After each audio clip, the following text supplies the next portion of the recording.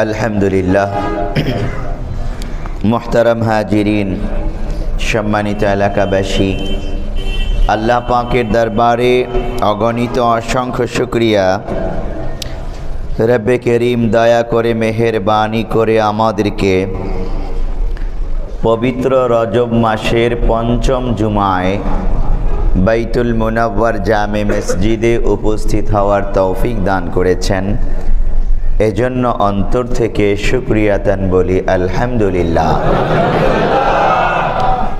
আজকে রজব মাসের 30 তারিখ 1446 হিজরি, মাঘ মাসের 17 তারিখ 1431 বাংলা এবং জানুয়ারি মাসের 31 তারিখ 2025 খ্রিস্টাব্দ। আজ যে বিষয়টি নিয়ে আলোচনা পেশ করব তা হলো দাওয়াত ও বাইআত, সমাজ পরিবর্তনকারী দুটি মেহনত। দাওয়াত এবং বাইআত এর ব্যাপারে আল্লাহ তাআলা এবং আল্লাহর রসুল সাল্লাল্লাহু আলাইহি ওয়াসাল্লাম কি গুরুত্ব দিয়েছেন, সমাজ পরিবর্তনে এই দুটি জিনিস কতটা ভূমিকা রাখে, আমরা সংক্ষিপ্ত কিছু আলোচনা শুনব ইনশাআল্লাহ।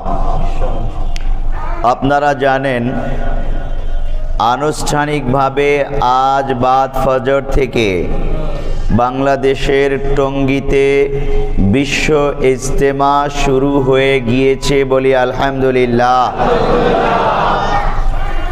বাংলাদেশের লক্ষ লক্ষ আল্লাহ প্রেমিক বান্দাগণ ইজতেমার ময়দানে উপস্থিত হয়েছে একটি ঈমানি মেহনত, দাওয়াতি মেহনতের মাধ্যমে নিজেদেরকে সংশোধন করা, সমাজ পরিবর্তন করা এবং আল্লাহর সন্তুষ্টি অর্জন করার নিমিত্তে এই লক্ষ লক্ষ গাট্টিওয়ালা মুসলমান আল্লাহ প্রেমিক বান্দাগণ টঙ্গীর ইজতেমার ময়দানে এখন অবস্থান করছে। আগামীকাল এবং পরশুদিনও তারা থাকবে। পরশুদিন রবিবার বিশ্ব ইজতেমা 2025 এর প্রথম পর্বের মোনাজাত অনুষ্ঠিত হবে ইনশাআল্লাহ। এরপরে দ্বিতীয় পর্ব 3, 4, 5 ফেব্রুয়ারি এবং উলামায়ে কেরামের তত্ত্বাবধানেই দুটি পর্ব অনুষ্ঠিত হতে যাচ্ছে। প্রথম পর্ব এবং দ্বিতীয় পর্ব, দুটি পর্বেই উলামা হযরতগণের তত্ত্বাবধানে, আলমী শুরা এর তত্ত্বাবধানে দাওয়াত ও তাবলীগের বিশ্ব ইজতেমা অনুষ্ঠিত হতে যাচ্ছে আলহামদুলিল্লাহ। এবার একটু ব্যতিক্রম, মাদ্রাসা, কওমি মাদ্রাসার ছাত্ররা এবার বিশ্ব ইজতেমায় অংশগ্রহণ করতে পারছে না। বলবেন কেন?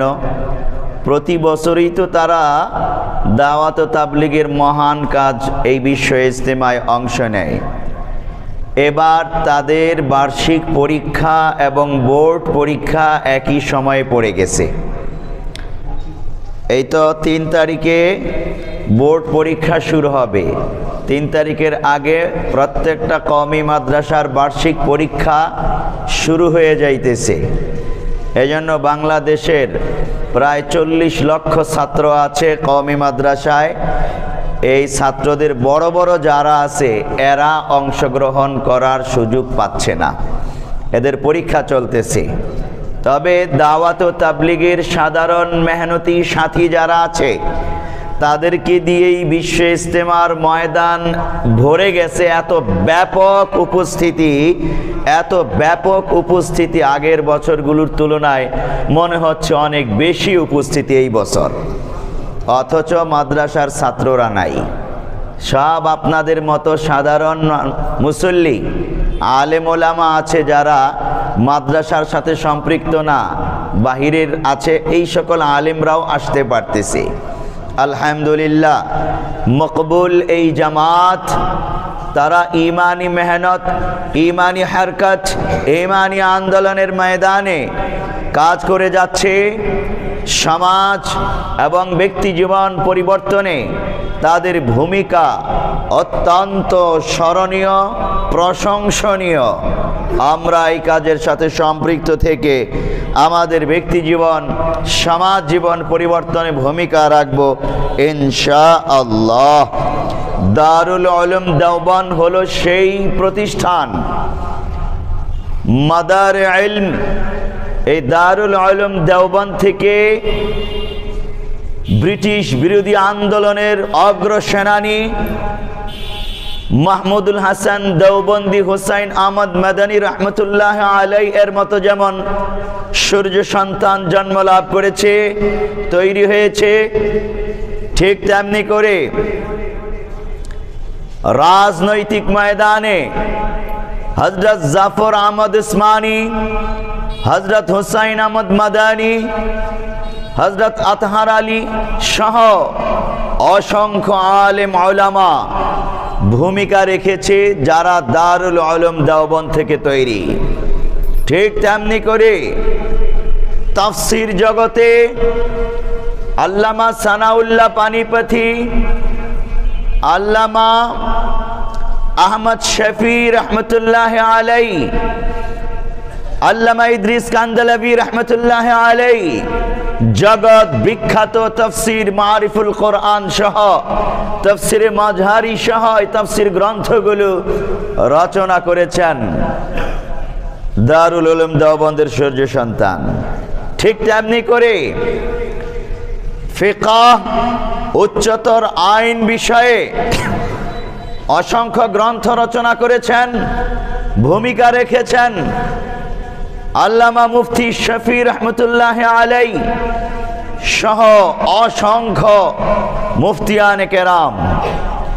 ঠিক এমনি ভাবে হাদিসের লাইনে মেহনত করেছেন মাওলানা আনোয়ার শাহ কাশ্মীরি রহমতুল্লাহ আলাই সহ অসংখ্য বড় বড় মুহাদ্দিস। তাসাউফ লাইনে মেহনত করেছেন মাওলানা আশরাফ আলী থানভী রহমতুল্লাহ আলাই,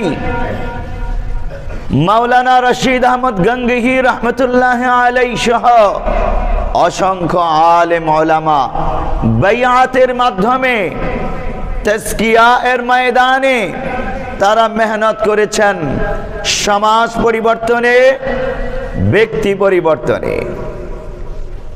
দাওয়াত ও তাবলীগের ময়দানে মেহনত করেছেন দারুল উলুম দেওবন্দেরই আরেকজন সূর্য সন্তান মাওলানা ইলিয়াস রহমতুল্লাহ আলাই। আপনি খুঁজে দেখুন, ইতিহাস তালাশ করে দেখুন, ইসলামী অঙ্গনের সমাজ ও রাষ্ট্রের কল্যাণকামী ভূমিকায় অবতীর্ণ হয়নি এমন কোন সেক্টর আছে দারুল উলুম দেওবন্দের সূর্য সন্তানরা বাতিল প্রতিরোধে, স্বাধীনতা যুদ্ধে, রাষ্ট্র ও সমাজে ভূমিকা অবদানে, শিক্ষা দীক্ষায়, দাওয়াত ও তাবলীগ, তাজকিয়ায়, জিহাদের ময়দানে সব জায়গায় দারুল উলুম দেওবন্দ এই বিশ্বে নেতৃত্ব দিয়েছে। শুধু উপমহাদেশ নয়, সমগ্র বিশ্বে নেতৃত্ব দিয়েছে। আলহামদুলিল্লাহ, আমরা ভাগ্যবান।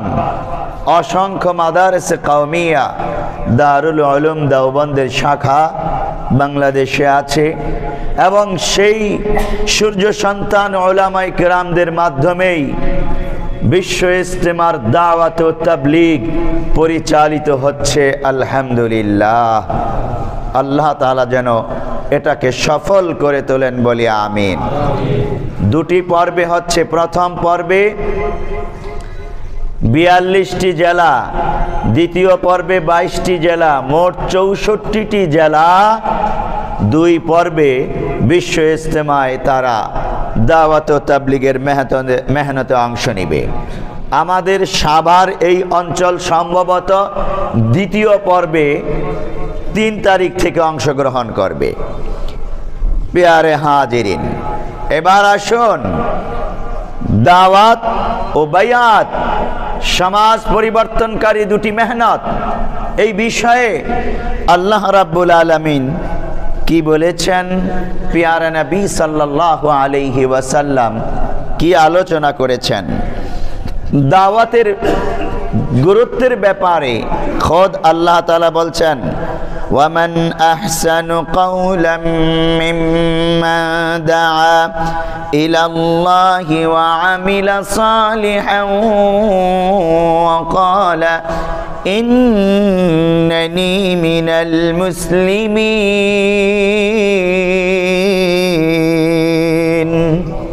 আল্লাহ রাব্বুল আলামিন সূরা ফুসসিলাত আয়াত নম্বর 33 ইরশাদ করতেছেন, ওই ব্যক্তির কথার চেয়ে দামি আর উত্তম কথা কার হতে পারে?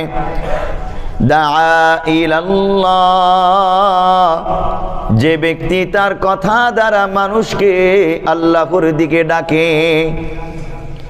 ওয়া আমিলা সালিহা, শুধু মানুষকেই আল্লাহর দিকে ডাকে না, শুধু মানুষকেই ভালো কাজ করার কথা বলে না, শুধু মানুষকেই নামাজ পড়ার কথা বলে না, শুধু মানুষকেই সুদ ঘুষ দুর্নীতি ছেড়ে দিতে বলে না, শুধু মানুষকেই ঈমানে আমলের কথা বলে না।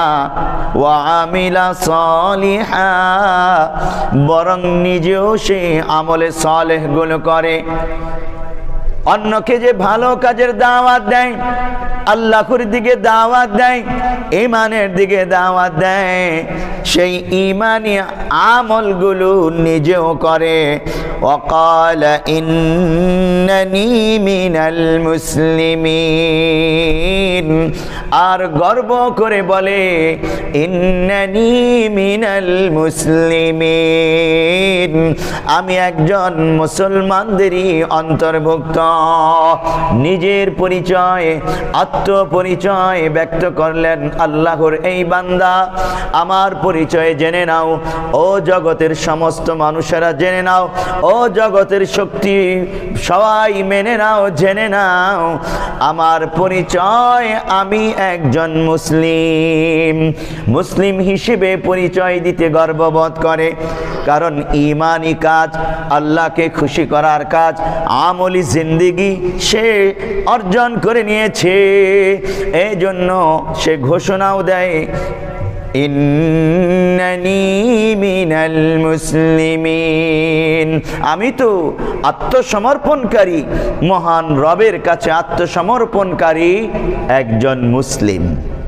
সুতরাং আমি আগেও বলেছি, যখন আমরা ঈমানি মেহনত না করব, দাওয়াতি মেহনত না করব, তখন বিভিন্ন চিন্তা, বিভিন্ন দর্শন, বিভিন্ন মতবাদ আমাদের মাথায় মস্তিষ্কে সেট হয়ে যাবে, জবান দিয়ে ওগুলোই বের হবে। রাজনীতি করি বলে আমাকে কি এই কথা বলতে হবে যে আমার পরিচয় মুসলিম নয়, বরং আমার পরিচয় বাংলাদেশি? কেন আজ এই কথা বলতে হবে আমাকে? আমার পরিচয় বাংলাদেশি, এটাকে কি কেউ অস্বীকার করেছে? কেউ তো অস্বীকার করেনি। আমি জন্মগতভাবে বাংলাদেশি, ভৌগোলিক রাষ্ট্রীয় পরিচয় হিসেবে আমি বাংলাদেশি, কিন্তু আমি জাতীয় পরিচয় হিসেবে একজন মুসলিম। আমি এইভাবে বলতে পারি, আমি বাংলাদেশি মুসলিম। আমি বাংলাদেশি মুসলিম পরিচয় দেওয়াটাই আমার জন্য গর্বের বিষয়। যারা হিন্দু আছে তারা বলবে আমি বাংলাদেশি হিন্দু, যারা খ্রিস্টান আছে তারা বলবে আমি বাংলাদেশি খ্রিস্টান। তাহলে এখানে চরিত্র, আদর্শ, দর্শন, মাযহাব, ধর্ম, এই দৃষ্টিকোণ থেকে পৃথিবীর সর্ব উৎকৃষ্ট, সর্বশ্রেষ্ঠ সঠিক ধর্ম হলো ইসলাম। আর ওই ইসলামের পরিচয় দিতে যেই ব্যক্তি হীনমন্যতা বোধ করে, ওই ব্যক্তি আল্লাহ তাআলার আদালতে আল্লাহর বান্দা হওয়ার যোগ্যতা রাখে না। এই জন্য আমাদেরকে এই বিষয়টা খুব ভালোভাবে মাথায় সেট করে নিতে হবে, মস্তিষ্কে ইনস্টল করে নিতে হবে। ইন্নানি মিনাল মুসলিমিন, আমি একজন মুসলিম, গর্ব করেই বলতে হবে সব জায়গায়। হোয়াইট হাউসেও যদি আমি যাই, ওখানে দাঁড়িয়েও আমাকে বলতে হবে ইন্নানি মিনাল মুসলিমিন, আমি একজন মুসলিম। এই পরিচয় দিয়ে গর্ব করতে না পারা কপাল পোড়া আর হতভাগা হওয়া ছাড়া আর কিছুই নয়। তাহলে ইমানি মেহনত না করলে, দাওয়াতি মেহনত না করলে কত বড় ক্ষতি দেখেছেন। আমার মাথায় ইনস্টল উল্টাপাল্টা হবে, ভালো কিছু সেট হবে না, উল্টাপাল্টা কিছু সেট হয়ে যাবে, আর ওইভাবেই আমার মাথার মেমোরি কাজ করতে থাকবে।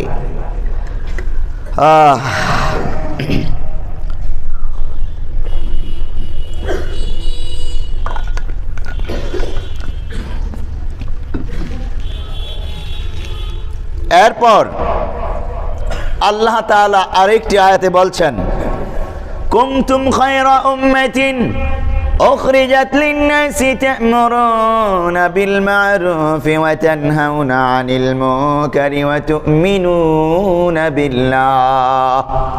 আমাদেরকে লক্ষ্য করে বলছেন, তোমরা হলে শ্রেষ্ঠ উম্মত। এই আয়াত আগেও তরজমা শুনেছি আমরা, প্রাসঙ্গিক এই জন্য বলে দিই তরজমাটা। আল্লাহ বলছেন তোমরা হলে শ্রেষ্ঠ উম্মত। কেন শ্রেষ্ঠ উম্মত? উখরিজাত লিন-নাস, পৃথিবীর মানব জাতির কল্যাণের জন্য তোমাদেরকে দুনিয়াতে আনা হয়েছে।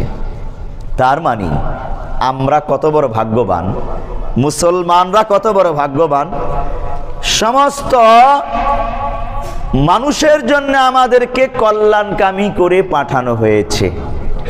আমরা হিন্দুদের কল্যাণকামী, খ্রিস্টান, ইয়াহুদি, নাস্তিক, মুরতাদ, বেঈমানদের কল্যাণকামী এই হিসেবে যে তাদেরকে আমরা ঈমানের দাওয়াত দিয়ে দাওয়াতি মেহনত করে করে তাদেরকে আল্লাহর বান্দা বানাবো, নাফরমান থেকে ঈমানদার বানাবো।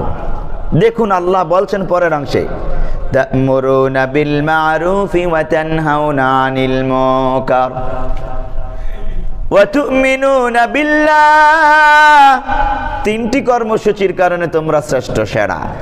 এক নম্বর, তা'মুরুনা বিল মা'রুফ, ভালো কাজের তোমরা আদেশ করো, ভালো কাজ সমর্থন করো, ভালো কাজের পক্ষে দাঁড়াও, সত্যের পক্ষে দাঁড়াও, ভালো কাজই দাওয়াত দাও ভালো কাজের।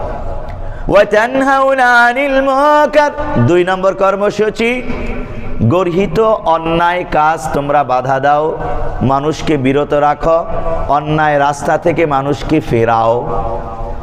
তিন নম্বর, ওয়া তু'মিনুনা বিল্লাহ, আর তোমরা একমাত্র আল্লাহর উপর ঈমান, বিশুদ্ধ ঈমান, অবিচল আস্থা ও বিশ্বাস লালন করো। ঈমানদার হওয়ার কারণে, ঈমানি দাওয়াত দেওয়ার কারণে, ঈমান লালন করার কারণে এবং ঈমানের ঘোষণা দেওয়ার কারণে, এই তিন নম্বর কর্মসূচির কারণেও আমরা শ্রেষ্ঠ।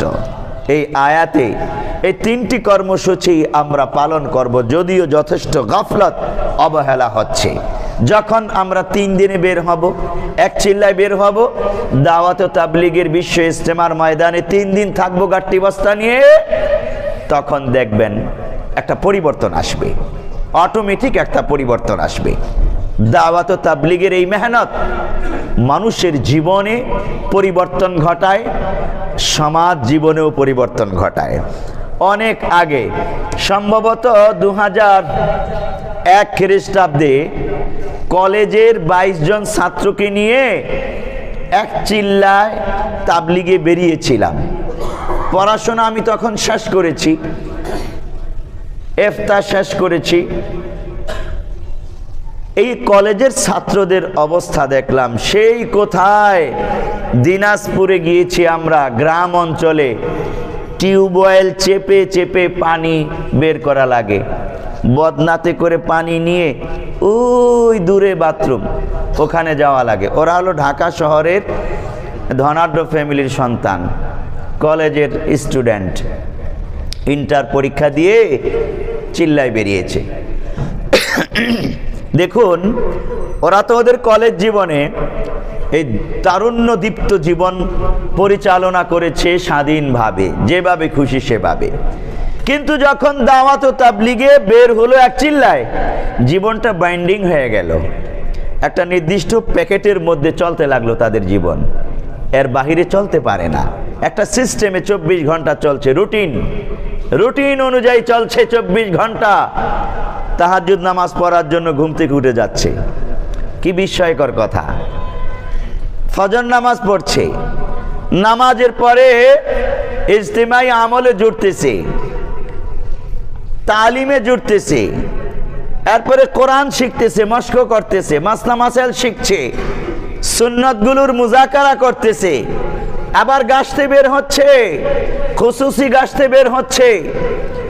আবার এই ছেলেগুলোই বাজারে যাইতেছে বাজার করার জন্যে। বাবা কোনোদিন তাকে দিয়ে বাজার করায়নি, কিন্তু বাজার করতে বাজারে যায়, বাজার করে কান্দে করে নিয়ে আসে। ওখানে তো আমরা আলাদা বাবুর্চি নিয়ে যাই নাই, যে রান্না করবে, নিজেদের রান্না নিজেরাই করে খাওয়া লাগে। আপনারা তো জানেন যারা গিয়েছেন তাবলীগে। এই ছেলেগুলোকে রান্নার কাজেও লাগিয়ে দেওয়া হলো, যে তোমাদের রান্না তোমরা করে খাও। ওখানে তো আর গ্যাসের চুলা নাই, ওই কত আগের কথা বলছি, এলপি গ্যাসও তখন আমরা পাই নাই, গ্যাসের চুলা নাই। লাকড়ি ঠেলতে ঠেলতে চুলা একটা বানাতাম, ইটা দিয়ে উঁচা করে, আর ওই লাকড়ি দিয়ে ফুয়াতে চোখের মধ্যে ধোঁয়া ঢুকতে ঢুকতে যান সারা। এই যুবক ছেলেগুলো রান্না করলো, সাথে একজন রাঁধুনিও ছিল। রাঁধুনি বলতে মানে আগে তাবলীগ করেছে, টুকটাক রান্না বান্না করেছে, বাবুর্চি না, এই আমাদের মতো টুকটাক রান্না বান্না করেছে ওই রকম। আমিও বাবুর্চিগিরি করেছি ওই সময়ে, বাজার করতে গিয়েছি ছাত্রদের সাথে। আমিও তো পারি না, রান্না বান্নাও পারি না, বাজার ঘাটও করি নাই। ওই সময় পর্যন্ত আমি বাজারে যাই নাই বাজার করতে কোনো দিন, আমার বাবা ভাইয়েরা বাজার করেছে।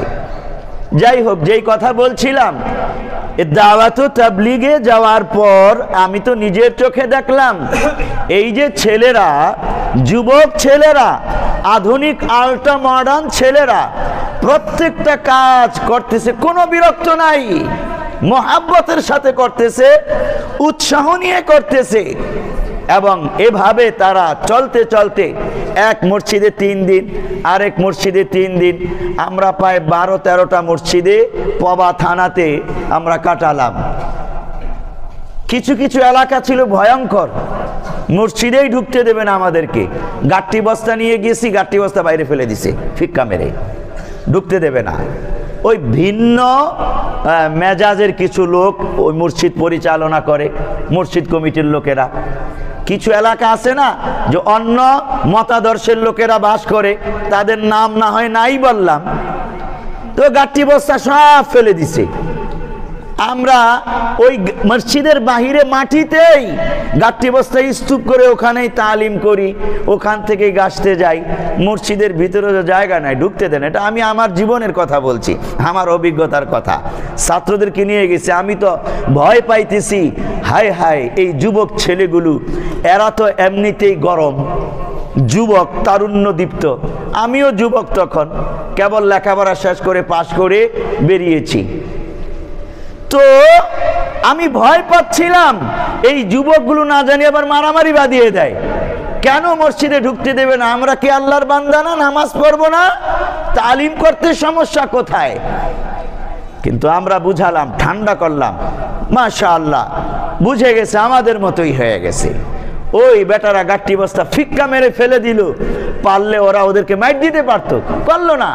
কারণ দাওয়াত ও তাবলীগের মেজাজ এটা না, কেউ গাট্টি বস্তা ফেলে দিলে তুমি তাকে উল্টা মারবা, বরং তার পিঠে হাত বুলিয়ে আদর যত্ন করে মায়া মমতা দরদ নিয়ে তাকে দাওয়াত দেওয়া। যাই হোক, আমরাও নাছোড় বান্দা, আমরা ওই মসজিদের আঙ্গিনা ছাড়লাম না, ভিতরে ঢুকতে পারি না। তাতে কি হয়েছে? বাহিরেই কাজ করব। ওই দিন দুপুরবেলা আমাদের খাওয়া দাওয়ার ইন্তজাম আমরা করতে পারি নাই। কি করে করবো? আমরা তো বাহিরে। ওখান থেকে গাছ তালিম যা যা পারতেছি করতেছি, আর 2-1 যারা সেদেরকে বুঝানোর চেষ্টা করতেছি। আমরা কি বলি একটু শুনেন, খারাপ কিছু বললে আমাদেরকে শুধু বাইর করে না, মাইর দিয়েন। তো দুই একজনের দিল নরম হয়েছে। এরপরে বিকেল বেলা আমাদেরকে বারান্দায় ঢুকতে দিয়েছে, মসজিদের বারান্দায়, যে বারান্দায় থাকবেন। তো ওখানে থেকেই কার্যক্রম চালানো শুরু হয়েছে। রাতের বেলা আমাদের কিছু কথাবার্তা শোনার পর রাতের বেলা মসজিদের ভিতরেই আমাদেরকে কার্যক্রম করার অনুমতি দিয়েছে। 3 দিন ওই মসজিদে থাকলাম আমরা। পরবর্তীতে কিছু লোক যারা বিরুদ্ধবাদী ছিল, ওখান থেকে 3 জন লোক আমাদের সাথে তাবলিগে বেরিয়ে গেল, আমাদের সাথে আরেক মসজিদে গিয়ে মেহনত করতে শুরু করলো। দেখেন, ওই যুবকরাও নাছোড়বান্দা ছিল, ওরাও বলল আমরাও মেহনত করব। একদিকে মেহনত করত, আরেক দিকে তাহাজ্জুদ নামাজ পড়ে আল্লাহর কাছে দোয়া করত, আয় আল্লাহ, এই এলাকার মানুষগুলোর দিলের মধ্যে তুমি রহম দাও, হেদায়েত দাও। একদিকে দোয়া করত হেদায়েতের, আরেক দিকে তাদেরকে বুঝাইতো হাতে পায়ে ধরে। এভাবে 1জন 2জন করে কিছু লোক তৈরি হয়ে যায়। তারা চিল্লার জন্য বের হয় কয়েকজন। আমি যেই কথা বলছিলাম, দাওয়াত এটা সমাজ পরিবর্তনকারী, জীবন পরিবর্তনকারী একটি মেহনত। এটা আমার বাস্তব প্র্যাকটিক্যাল জীবনে একবার নয়, বহুবার দেখেছি। যেই 22 জন কলেজের স্টুডেন্ট আমার সাথে ছিল, ওই 22 জনের মধ্যে প্রায় অর্ধেক ছাত্র এক চিল্লার জন্য বেরিয়েছিল। প্রায় অর্ধেক ছাত্র নিয়ত করে ফেললো আমরা 3 চিল্লা দেব। ওরা পরবর্তীতে 3 চিল্লা দিয়ে বাড়িতে যখন ফিরে যায়, আমি তখন ঢাকা খিলক্ষেত এলাকায় থাকি। খিলক্ষেত এলাকার যুবক ছিল, ছাত্র ছিল। যখন ওরা 3 চিল্লা দিয়ে বাড়িতে ফিরে যায়, গায়ে তো পাঞ্জাবি, মাথায় তো টুপি আছে, কারো কারো মাথায় পাগড়ি। 3 চিল্লা মানি তো বুঝেন কয়দিন? 120 দিন। এই 3 চিল্লা পর যখন বাড়িতে ফিরে যায়, ওরা দেখে ওদের মুখে বড় বড় দাড়ি হয়ে গেছে, দেখতে হুজুরের মতো দেখা যায়, হুজুর। এই ছাত্রগুলো, এই যে পরিবর্তন, যখন এরকম হুজুর হয়ে বাড়ি গেল, মা কি খুশি। আমি কয়েকজনকে দেখেছি, সাথে করে নিয়ে গেছি বাড়িতে পৌঁছে দেওয়ার জন্য। ছেলেকে ধরে মা কান্নাকাটি শুরু করে দিছে। কি খুশি, খুশির কান্না। তার ছেলে এরকম আল্লাহর প্রিয় বান্দা হয়ে ঘরে ফিরেছে। ছেলের চেহারা দেখে, কথাবার্তা শুনে, আর 5 ওয়াক্ত নামাজ পড়তে মসজিদে যায়, আজান হলেই মসজিদে চলে যায়, মানুষকে দেখলেই সালাম দেয়, দাওয়াত দেয় মসজিদে যাওয়ার জন্য। এই কলেজের ছেলের দাওয়াত পাইয়া আর তো ফিরাইতে পারে না, ওই মসজিদে তারাও যায়, যারা নামাজ পড়তো না তারাও যায়। আপনি চিন্তা করেন সমাজের পরিবর্তন কিভাবে হয়। আপনি যুবকদেরকে একটা পরিবর্তনের ধারায় তুলে দেন, এই যুবকরাই সমাজ, রাষ্ট্র পাল্টে দেবে, কল্যাণকর ধারায় প্রবাহিত করবে। পরিবারের লোক যারা বেনামাজি, ওরাও নামাজ পড়তে বাধ্য হবে। তবে সাবধান, যদি মাঝখানে গ্যাপ পড়ে যায়, ওটা আবার ভুলে যায়। এমন অনেক ছাত্রকেও দেখেছি মধ্যখানে গ্যাপ পড়েছে, 3 চিল্লা দিয়ে এসেছে, যথারীতি মনে করেন বছর খানিক খুব ভালো চলেছে, ব্যাটারি চার্জ খুব ভালো ছিল। এরপরে মসজিদের যে 5 কাজ আছে, দাওয়াত ও তাবলীগের 5টি কাজ আছে প্রত্যেক মসজিদে। ওই 5 কাজের সাথে যারা জড়িত থাকে, মসজিদওয়ারি কাজের সাথে, ওই যুবকগুলো মাশাআল্লাহ সামনে বাড়তে থাকে। যারা ওই কাজের সাথে জড়িত থাকে না, দুনিয়ার বিভিন্ন ব্যস্ততায় জড়িয়ে পড়ে, আর সময় দিতে পারে না দাওয়াতি কাজে। আস্তে আস্তে আস্তে আস্তে ব্যাটারির চার্জ কমতে থাকে, একসময় ব্যাটারি ড্যামেজ হয়ে যায়। পরে দেখা যায় এই ছেলেটা মসজিদেই আসে না, ডরে। কেন? ও মসজিদের ধারে কাছে গেলে ওর অন্য সাথীরা ধরবে ওকে, সাথীদেরকে দেখলে পালিয়ে পালিয়ে দূর দিয়ে যায়। এমন কিছু সাথীকেও আমরা দেখেছি। কেন এটা হয়েছে? বিচ্ছিন্ন হওয়ার কারণে, মেহনত থেকে বিচ্ছিন্ন হওয়ার কারণে তার ব্যাটারি চার্জ শেষ হয়ে গেছে, ড্যামেজ হয়ে গেছে ব্যাটারি। এই জন্য এই ধরনের যুবকদেরকে কাজের সাথে লাগিয়ে রাখতে হবে, ঈমানি কর্মসূচি দিয়ে রাখতে হবে। আল্লাহ রাব্বুল আলামিন দেখুন আমাদেরকে এই কথাগুলোই বললেন। যে এটা তোমরা যে শ্রেষ্ঠ, এই কর্মসূচিগুলোর কারণে এই কর্মসূচির সাথে লেগে থাকতে হবে। আল্লাহর নবী বলছেন, হযরত আবু হুরায়রা রাদিয়াল্লাহু তাআলা আনহু থেকে বর্ণিত, قال رسول الله صلى الله عليه وسلم من دعا إلى هدى كان له من الأجر مثل أجور من تبعه।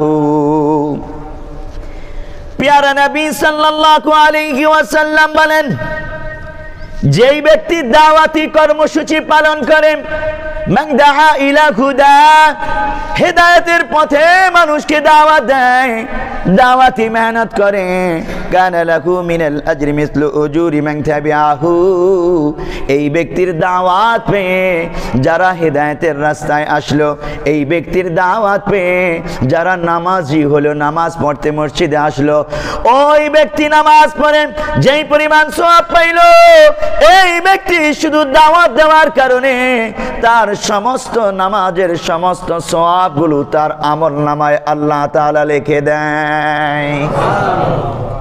অথচ যেই ব্যক্তি নামাজ পড়তেছে তার নামাজের আমলে কোনোই সওয়াব কমানো হয় না। প্যারা নবী সাল্লাল্লাহু আলাইহি ওয়াসাল্লাম উল্টা চিত্রের কথাও বলতেছেন, ওয়ামান দাআ ইলা যালালাতিন, আর যেই ব্যক্তি গোমরাহির দিকে মানুষকে দাওয়াত দেয়, কনসার্টের দিকে দাওয়াত দেয়, আরেকজনকে খুন করতে হবে, দলবল পাকি কয় আয় ওরে মাইরা আসি, দাওয়াত দেয়, সুদি ব্যবসা করার জন্য দাওয়াত দেয়, দুর্নীতি করার দাওয়াত দেয়, সিন্ডিকেট করার দাওয়াত দেয়, এভাবে অন্যায় অপরাধের দিকে দাওয়াত দেয়, মানুষকে ঠকানোর কাজে দাওয়াত দেয়, বেনামাজি হওয়ার দিকে দাওয়াত দিয়ে নিয়ে যায়, গান বাজনা অনুষ্ঠানে দাওয়াত দিয়ে নিয়ে যায়। আল্লাহর নবী বলছেন, ফা ইন্না আলাইহি মিনাল ইসমি মিসলু আতামি মিম্মান তাবিআহু, এই ব্যক্তির দাওয়াতে যত মানুষ অন্যায় কাজ করলো, সমস্ত অন্যায় কাজগুলো এই দাওয়াতকারী ব্যক্তির আমলনামাতে আল্লাহ তাআলা যুক্ত করে দেন। নাউজুবিল্লাহ। সমস্ত গুনাহগুলো আমি যদি দাওয়াত দেই খারাপ কাজের, তাহলে ওই ব্যক্তির গুনাহগুলো আমার আমলনামায় যুক্ত হয়ে যাবে। হাসরের ময়দানে আমি আটকে যাব, পার পাবো না, সুপারিশ পাবো না। সহিহ মুসলিমে প্যারা নবী বলেছেন, সাবধান সাবধান, এই জন্য আমি পথভ্রষ্ট দাওয়াতকারী হব না, আমি পথভ্রষ্ট নেতা হতে যাব না। কর্মীর সমস্ত গুনাহগুলো আমার আমলনামায় চলে আসবে, এত বড় বোঝা বহন করার যোগ্যতা সাধারণ মানুষের নাই। প্যারা নবী সাল্লাল্লাহু আলাইহি ওয়াসাল্লাম সুনানে তিরমিজি হাদিস নাম্বার 2229 ইরশাদ করতেছেন, ইন্নামা আখাফু আলা উম্মাতিল আইম্মাতিল মুদিল্লিন লা তাজালু তাইফাতুম মিন উম্মতি আলাল হাক্কি যাহিরিন। শেষ জামানায় আমি আমার উম্মতের পথভ্রষ্ট নেতাদের ব্যাপারে আশঙ্কা করছি। আল্লাহ করিম নবী পথভ্রষ্ট নেতাদের ব্যাপারে আশঙ্কার কথা আজ থেকে 1400 বছর আগে করে গিয়েছেন। এই পথভ্রষ্ট নেতারা জাতিকে ভুল পথে ধাবিত করবে, অন্যায়ের পথে ধাবিত করবে, আল্লাহ করিম নাফরমানিমূলক কাজের দিকে ধাবিত করবে। আল্লাহর নবী এই জন্য বলেছেন, ইন্নামা আখাফু আলা উম্মাতিল আইম্মাতিল মুদিল্লিন। তবে আল্লাহর নবী আরো এক প্রকার নেতার কথাও বলেছেন, লা তাজালু তাইফাতুম মিন উম্মতি আলাল হাক্কি যাকিরিন। তবে কিয়ামত পর্যন্ত হকের পক্ষে দাওয়াত দেনেওয়ালা, সত্যের ঝান্ডা উত্তোলনকারী, হকপন্থী সত্যবাদী ইমানদার নেতা কাফেলাও বিদ্যমান থাকবে। সুবহানাল্লাহ। ও মুসলমান, বর্তমান জামানায় দুই প্রকারের নেতার মধ্যেই দ্বন্দ্ব সংঘাত। বাতিলপন্থী নেতা, গোমরা নেতা, মানুষকে বাতিল আর গোমরার দিকে দাওয়াত দেয়, ইমানদার নেতা, হকপন্থী নেতা মানুষকে ঈমানের দিকে, আল্লাহর দিকে দাওয়াত দেয়। মাঝখানে আপনি আর আমি আছি, আপনার আর আমার করণীয় কি? আমি কি বাতিলপন্থী নেতার কর্মসূচির দিকে দৌড়াবো নাকি হকপন্থী নেতার কর্মসূচির দিকে দৌড়াবো? আপনার আমার দায়িত্ব। এখানেই আপনার এবং আমার পরীক্ষা।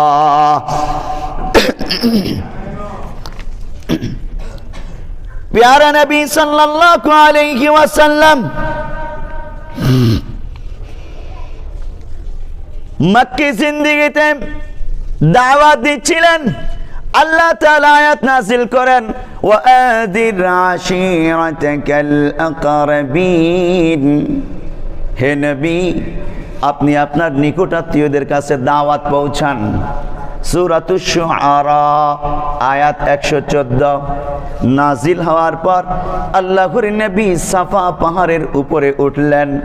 অতঃপর ওখানে আরবের নেতারাও হাজির, আবু জেহেল হাজির, আবু লাহাব হাজির, বড় বড় নেতারা হাজির, মূর্তি পূজকরা হাজির। প্যারা নবী সাল্লাল্লাহু আলাইহি ওয়াসাল্লাম তাদেরকে জিজ্ঞাসা করলেন, লাউ আখবারতুকুম আন্না খাইলান বিলওয়াদি তুগীরু আন তুগীরা তুরিদু আন তুগীরা আলাইকুম আকুনতুম মুসাদ্দিকিন। হে মক্কার লোকেরা, আমি যদি তোমাদেরকে সংবাদ দেই পাহাড়ের পিছনে উপত্যকায় শত্রু বাহিনী ওত পেতে আছে, তোমাদের উপর হামলা করবে, আকুনতুম মুসাদ্দিকিন, তবে কি তোমরা আমার কথাকে বিশ্বাস করবে? ক্বালু নাম, সবাই বলল হ্যাঁ, তুমি তো আলামিন, অবশ্যই তোমার কথা বিশ্বাস করব, তুমি সত্যবাদী, জিন্দেগিতে কখনো মিথ্যা বলতে দেখি নাই। আল্লাহর নবী তখন বলেন, আমি তোমাদের কাছে সতর্ককারী হিসেবে আগমন করেছি, আল্লাহর রাসূল হিসেবে আগমন করেছি। তোমরা দাওয়াত কবুল করে নাও, ইসলাম গ্রহণ করে নাও, অন্যথায় জাহান্নামের শাস্তি তোমাদের জন্য অপেক্ষা করছে। এভাবে মক্কার নেতাদেরকে আল্লাহর নবী দাওয়াত দেওয়ার পর প্রতিক্রিয়া কি হলো? সাউন্ড একটু বাড়ায় দিই।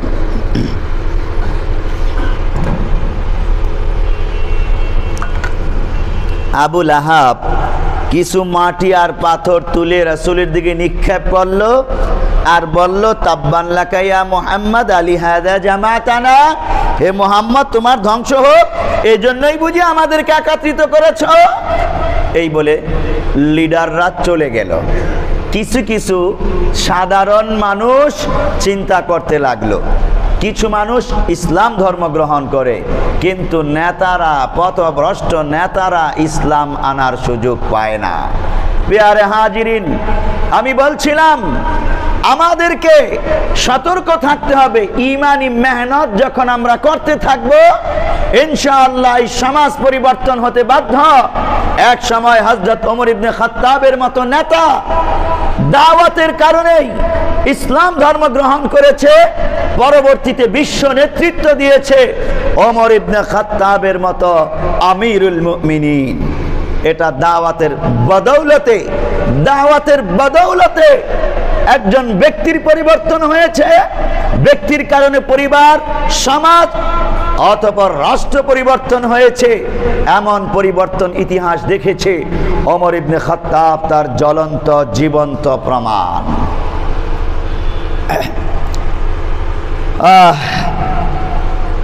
আল্লাহ তাআলা নিজেও দাওয়াতকারী, মুবাল্লিগ। খোদ আল্লাহ তাআলা কোরআনে বলছেন, ওয়াল্লাহি ইয়াদউ ইলাল জান্নাতি ওয়াল মাগফিরাতি বিইذনিহি ওয়া ইউবাইয়িনু আয়াতিহি লিন-নাসি লাআল্লাহুম ইয়াতাযাক্কারুন। সূরা বাকারা আয়াত নম্বর 221। এই আয়াতে ওয়াল্লাহু ইয়াদউ ইলাল জান্নাতি ওয়াল মাগফিরা, ওয়াল্লাহু ইয়াদউ, আল্লাহ দাওয়াত দেন জান্নাত এবং ক্ষমার দিকে বান্দাদেরকে। তাহলে আল্লাহ তাআলাও দাওয়াত ও তাবলীগ করেন। এই আয়াত সেই প্রমাণ দিচ্ছে। আমি কেন করব না? আল্লাহর নবী, সমস্ত নবীগণ দাওয়াত ও তাবলীগের কাজ করেছেন। দেখুন আয়াত, ওয়ালাকাদ বাআতনা ফি কুল্লি উম্মাতির রাসূলা আন ইবুদুল্লাহ ওয়াজতানিবুত তাগুত। সূরা নাহল আয়াত 36। আল্লাহ নিজে বলছেন, আমি প্রত্যেক উম্মতের কাছে নবী রাসূল পাঠিয়েছি, আন ইবুদুল্লাহ ওয়াজতানিবুত তাগুত, এবং তাদেরকে আদেশ করেছি আল্লাহর ইবাদত করো এবং তাগুতকে বর্জন করো। ইবাদতের প্রতি দাওয়াত, তাগুতকে বর্জনের প্রতি দাওয়াত দিয়েছেন সমস্ত নবীগণ। নবীদেরও কাজ এটা, আল্লাহর কাজ, নবীদের কাজ। যেই উম্মত, যেই বান্দা করবে, সেই বান্দা কি কম দামি হবে না বেশি দামি হবে? নিঃসন্দেহে বেশি দামি হবে। আল্লাহ তাআলা আমাদেরকে বেশি দামি হবার তৌফিক দান করুন, বলি আমিন। দেখুন, সকালবেলা যদি আমি একজন মানুষকে দাওয়াত দিয়ে ভালো কাজের দিকে আনতে পারি, কতটুকুন সওয়াব পাবো, বা কয় টাকা পাবো, কয় টাকা পরিমাণ নেকি পাবো? আমাদের দুনিয়ার মানুষ তো নগদে বিশ্বাস করে, যেটা দেখা যায় না, বাকিতে বিশ্বাস করে না। এই জন্য আল্লাহর নবী নগদ একটা দৃষ্টান্ত উদাহরণ দিয়েছেন। ফাওয়াল্লাহি লিআন ইউহদা বিকা রাজুলুন ওয়াহিদুন খায়রুন লাকা মিন হুমুরিন নিআমি। সহিহ বুখারী হাদিস নম্বর 2942। আল্লাহর নবী বলছেন, আল্লাহর কসম, তোমার দাওয়াত পেয়ে একজন ব্যক্তিও যদি হিদায়াত পায়, নামাজি হয়ে যায়, তুমি এক সকালে দাওয়াত দিলে একজনকে, ওই বেটা নামাজি হয়ে গেল, তাহলে তুমি কয় টাকা পাবা? আল্লাহর নবী বলছেন, খায়রুন লাকা, তোমার জন্য উত্তম, মিন হুমুরিন নিআমি, লাল উটের চেয়েও। বলবেন, লাল উট দিয়ে আমি কি করব? আল্লাহর নবী আপনাকে লাল উট নিতে বলে নাই, মূল্য বুঝিয়েছে। ওই যে কিছু উম্মত আছে না, নগদে বিশ্বাস করে, আল্লাহর নবী এখানে বললেন, একটা লাল উট আরবের লোকেরা পাওয়ার জন্য খুব লালায়িত থাকে। বাংলাদেশে মনে করেন BMW গাড়ি, একটা BMW গাড়ি 1.5 কোটি 2 কোটি টাকা মূল্য, বিভিন্ন মূল্যের আছে। ধরেন 2 কোটি টাকার একটা BMW গাড়ি, এটা একজন ব্যক্তির কে যদি দেওয়া হয় কতটা খুশি হবে? ও বাবা, 2 কোটি টাকা মূল্যের গাড়ি পেয়ে গেলাম আমি। ঠিক আল্লাহর নবী এই নগদ উদাহরণটা দিলেন। লাল উট মানে তখনকার যুগে 2 কোটি টাকার একটা গাড়ি। উট তো গাড়িই ছিল, বাহন ছিল, মরু জাহাজ ছিল। সাহাবায়ে কেরাম এবং আরবের লোকেরা এটাকে খুব পছন্দ করত। তো একজন ব্যক্তির দ্বারা যদি কোনো ব্যক্তি নামাজি হয়ে যায়, একজন ব্যক্তি নামাজি হয়ে গেলে, হেদায়েত পেয়ে গেলে, তার নগদ এই লাভ। এছাড়া যেটা দেখা যায় না, সেই লাভ তো আছেই, হাসরের ময়দানে গেলে সেটা পাওয়া যাবে।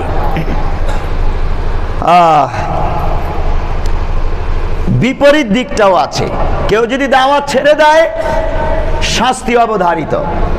আল্লাহর নবী বলছেন, মা মিন কওমিন ইউমালু ফীহিম বিল মাআসি সুম্মা ইয়াকদিরুনা আলা আন ইউগাইয়িরু সুম্মা লা ইউগাইয়িরু ইল্লা ইউশিকু আন ইয়াউম্মাকুমুল্লাহ।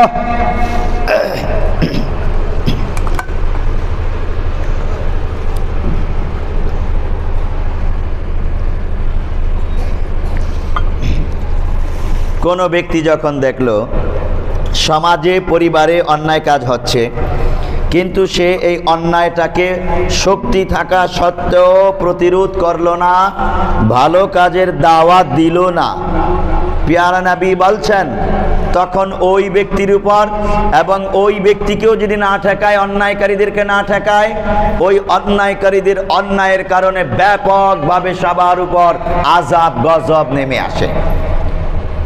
সতর্কবাণী করেছেন পেয়ারা নবী। এই জন্য আমরা হেদায়েতের পথে থাকব, হেদায়েতের দাওয়াত দিব এবং হেদায়েতের জামাতের সাথে অন্তর্ভুক্ত থেকে কাজ করব। দাওয়াতের একটা পরিবর্তন, ব্যাপক পরিবর্তন সমগ্র বিশ্বব্যাপী আমরা দেখতে পাচ্ছি। বাইআত দ্বিতীয় আরেকটি এমন কর্মসূচি যেটার মাধ্যমে হকপন্থী উলামায়ে কেরাম, হকপন্থী পীর সাহেবরা ব্যক্তি জীবন সমাজ জীবনে পরিবর্তন আনতেছে। খোদ রাসূলুল্লাহ সাল্লাল্লাহু আলাইহি ওয়াসাল্লাম বাইআতের মাধ্যমে সাহাবায়ে কেরামের অনেক পরিবর্তন এনেছেন। খোদ হাদিসে রয়েছে, হযরত জাবির রাদিয়াল্লাহু তাআলা আনহু থেকে বর্ণিত, পিয়ারা নবী একদিন সাহাবীদের মাজমায় বললেন, তোমরা বাইআত করো। সাহাবীরা বলল, আলামা নুবাইউকা ইয়া রাসূলুল্লাহ, ওগো আল্লাহর নবী, আমরা কিসের বাইআত করব? বাইআত কি? রাসূলুল্লাহ সাল্লাল্লাহু আলাইহি ওয়াসাল্লাম তখন বাইআত করালেন, হাত পেতে দিলেন, বলল হাত রাখো। সাহাবীরা হাত রাখলো, একজনের হাতের পর একজনের হাত রেখে এবার বললেন, আমার সাথে বাইআত করো। কি বাইআত? ক্বালা তুবাইউনি আলা সামঈ ওয়াত তাআহ, শ্রবণ করা এবং আনুগত্য করা। যখন তোমাকে আদেশ করা হবে ভালো কাজের, এটা তুমি মেনে নিবা, ঘাড় তারামি করে অস্বীকার করবা না। দ্বিতীয়ত এটাকে তুমি পালন করবা, আনুগত্য করবা, কখনোই শোনা পর্যন্ত সীমাবদ্ধ রাখবে না। ফিন্নাশাতি ওয়াল কাসলি, কর্ম উদ্যমী অবস্থায়, অলস অবস্থায়, সর্বাবস্থায় তোমাকে ভালো আদেশ শুনতে হবে এবং মানতে হবে, এটার উপর বাইআত। ওয়ালান নাফকাতি, যখন সাহাবীদের কাছে এই বাইআত নিলেন, আল্লাহর নবী কিছু কিছু সাহাবীকে আলাদা এক্সট্রা বাইআত নিয়েছেন। চুরি করবে না, অশ্লীলতা করবে না, এই অন্যায় করবে না, আলাদা আলাদা বাইআত নিয়েছেন চরিত্র পরিবর্তনের জন্য। ওয়ালান নাফকাতি ফিল উসরি ওয়াল ইউসর, এবং খরচ করা আল্লাহর রাস্তায়, দরিদ্র অবস্থায়, সচ্ছল এবং অসচ্ছল উভয় অবস্থায় যেন দ্বীনের জন্য তুমি খরচ করতে পারো। ওয়ালাল আমরি বিল মারুফি ওয়ান নাহি আনিল মুনকার, ভালো কাজের আদেশ করবে, অন্যায় কাজ ফেরাবে, এটার বাইআত। ওয়ালা আন তাকুমু ফিল্লাহি লা তাখুযুকুম ফিহি লাওমাতা লাইম, এবং আল্লাহ তাআলার পক্ষে দাঁড়িয়ে যাবা, আল্লাহর দ্বীন প্রতিষ্ঠার পক্ষে অবস্থান নিয়ে দাঁড়িয়ে যাবা, লড়াই করবা, যুদ্ধ জিহাদ করবা, চেষ্টা প্রচেষ্টা চালাবা দ্বীনকে বিজয়ী করার জন্য। লা তাখুযুকুম ফিহি লাওমাতা লাইম, কোন নিন্দুকের নিন্দা, সমালোচনাকারীর সমালোচনা তোমাকে গ্রাস করবে না, বরং তুমি সমস্ত সমালোচনা, সমস্ত শক্তি, সব কিছু পায়ে দোলে মোলে পিছনে ফেলে আল্লাহর দ্বীনকে বিজয়ের জন্য সামনে বেড়ে যাবা। ওয়ালা আন তানসুরুনি ইযা কাদিমতু ইয়াসরিবা, আর আল্লাহর নবী বলছেন, আমি নবী যখন মদিনায় আগমন করব, তোমরা মদিনার সাহাবীরা আমাকে সর্বাবস্থায় সহযোগিতা করবা, সাহায্য করবা, বিপদে আপদে শত্রু বাহিনীর বিরুদ্ধে লড়াই করবা। আল্লাহর নবীর হাতে সাহাবীরা, মদিনার আনসার সাহাবীরা, মদিনার নও মুসলিম সাহাবীরা বাইআত নিয়েছিল, এবং এই বাইআতের প্রত্যেকটা পয়েন্ট তারা অক্ষরে অক্ষরে বাস্তবায়ন করে আল্লাহর কাছে এত প্রিয় হয়েছে, এত প্রিয় হয়েছে, আল্লাহ তাআলা আয়াত নাজিল করেছেন, ওয়াস-সাবিকুনাল আউয়ালুনা মিনাল মুহাজিরিনা ওয়াল আনসার ওয়াল্লাযীনা ইত্তাবাউহুম বিইহসান রাদিয়াল্লাহু আনহুম ওয়া রাদু আন। এই আনসার সাহাবী, এই মুহাজির সাহাবী অগ্রগণ্য, তারা তো অগ্রগণ্য, আর আল্লাহ তাআলা তাদের উপর সন্তুষ্ট, তারাও আল্লাহর ফয়সালায় সন্তুষ্ট। সুবহানাল্লাহ। আমরাও মুহাজির আনসার সাহাবীদের মতো দাওয়াতের ময়দানে, বাইআতের ময়দানে সমাজ পরিবর্তন, ব্যক্তি জীবন পরিবর্তন, এমনি করে পারিবারিক জীবন পরিবর্তনে ভূমিকা রাখবো, ঐক্যবদ্ধভাবে রাখবো, কাজে জুড়ে থেকে রাখবো, উলামায়ে কেরামের নেতৃত্বে রাখবো, তখন আল্লাহ তাআলার সেই সার্টিফিকেট রাদিয়াল্লাহু আনহুম ওয়া রাদু আন, ইনশাআল্লাহ এই সার্টিফিকেট নিয়ে আমি কবরে যেতে পারবো। আল্লাহর সন্তুষ্টি নিয়ে কবরে যাওয়ার পর আবার যখন উঠবো কবর থেকে হাসরের ময়দানেও আল্লাহর সন্তুষ্টির সাথেই আল্লাহর দরবারে দাঁড়াতে পারবো ইনশাআল্লাহ। তখন আমার চেহারা কেমন হবে? ইয়াউমা তাবিয়াদ্দু ওয়ুজুহুম ওয়া তাসওয়াদ্দু ওয়ুজুহ। কিছু মানুষের চেহারা উজ্জ্বল থাকবে, কিছু মানুষের চেহারা কালো কুৎসিত থাকবে। আমি উজ্জ্বল চেহারাধারীদের কাতারে পড়ে যাব। আর যারা নাফরমানি করেছে, দাওয়াতে তাবলীগকে তুচ্ছ তাচ্ছিল্য করেছে, বাইআতকে তুচ্ছ তাচ্ছিল্য করে নাফরমানির রাস্তায় চলেছে, ওরা কুৎসিত কালো কাফেলার অন্তর্ভুক্ত হবে। ওদের দিকে আল্লাহ তাআলা ফিরেও তাকাবে না। আল্লাহ তাআলা আমাদেরকে ঈমানদারদের কাফেলায় শামিল হওয়ার তৌফিক দান করুন, আমিন। ওয়া মা আলাইনা ইল্লাল বালাগ।